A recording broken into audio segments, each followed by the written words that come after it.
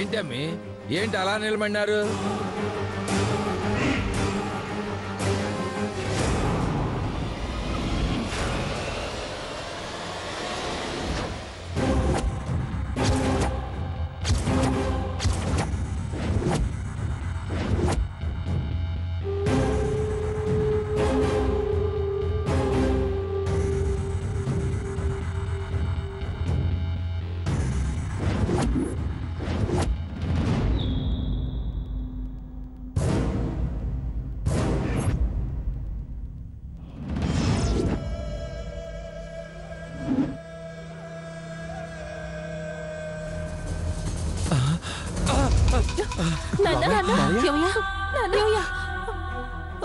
ఏంటి ఏంటిదంతా ఏంటి? ఏందే ఇది? నాకు తోచిన పరిష్కారం.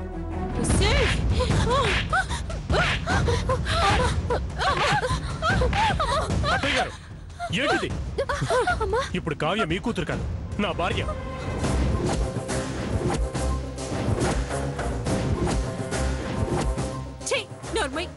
ఎవర్రా నీకు అత్తయ్యా? నికృష్టుడా, నాలుగు తెగ్గొస్తా. ఏంట ఇది? ఏం చేసావే నువ్వు? అంత జరిగిన తర్వాత కూడా కళ్యాణ మండపంలో వీడి చరిత్ర అంతా తెలిసిపోయినా కూడా మళ్ళీ ఎలా మోసపోయావే? ధైర్యంరా నీకు? ఆ రోజు అందరం కలిసి నీకు బుద్ధి చెప్ప పంపించినా ఇవాళ ఇంతకు తెగించావంటే నిన్ను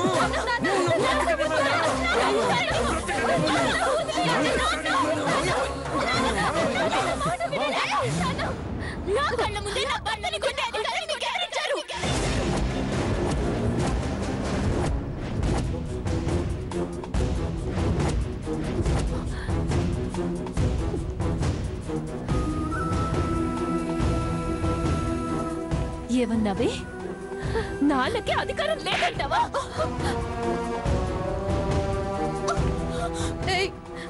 రాత్రి నీకంత చెప్పిన తర్వాత కూడా ఇంత సాహసం ఎలా చేసావే? అసలు ఎవరు మంచి కోసం నువ్వు ఇంత భయంకరమైన నిర్ణయం తీసుకున్నావే? వీడెవడో, ఎలాంటి వాడో? ఇప్పుడు నువ్వు వీడికి ఎన్నో భార్యవో, ఆ భార్యలంతా ఏమయ్యారో అన్నీ తెలుసు కూడా నువ్వింత పిచ్చి పని ఎలా చేసావే? అయ్యో, ఇప్పుడు నేనేం చెయ్యనే? పని ఎందుకు చేశాను? వీళ్ళు అర్థం చేసుకోకపోయినా నువ్వు అర్థం చేసుకుంటావు అన్న ఆశతో వచ్చానక్క. నీ ఆశీర్వాదం ఉంటే చాలు, ఎవరేమనుకున్నా నాకు అవసరం లేదు. ఏం మాట్లాడుతున్నావే నువ్వు? ఏదో గొప్ప నిర్ణయం తీసుకున్నదాల్లా ఇంకా సమర్థించుకుంటున్నావేంటే రాక్షసి? దేనికే ఈ పరిష్కారం? ఎవరు చావు కళ్ళారా చూడాలని ఈ పని చేసావే? ఇప్పటికే పెళ్ళాగిపోయిందని వీధిలో తలెత్తుకొని తిరగలేకపోతున్నాం కదే. ఇప్పుడు లేచిపోయి పెళ్లి చేసుకుందనే పేరు కూడా తెచ్చి మేమంతా ఏ విషయం తాగి చచ్చేలా చేసావు కదే.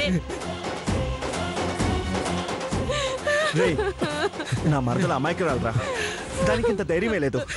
దాన్ని ఏం చేసి పెళ్లి కొప్పించావరా? బెదిరించావా? బ్లాక్ మెయిల్ చేసావా? ఏం హిప్నటైజ్ చేసావురా? ఏం మెస్మరైజ్ చేసావు? మాకెవరికి చెప్పకుండా చిన్న పని కూడా చేయలే నా చెల్లెలు. ఎవరితో ధైర్యం చేసిందంటే నువ్వు ఏదో చేస్తుంటావు. ఏం చేస్తావు చెప్పు.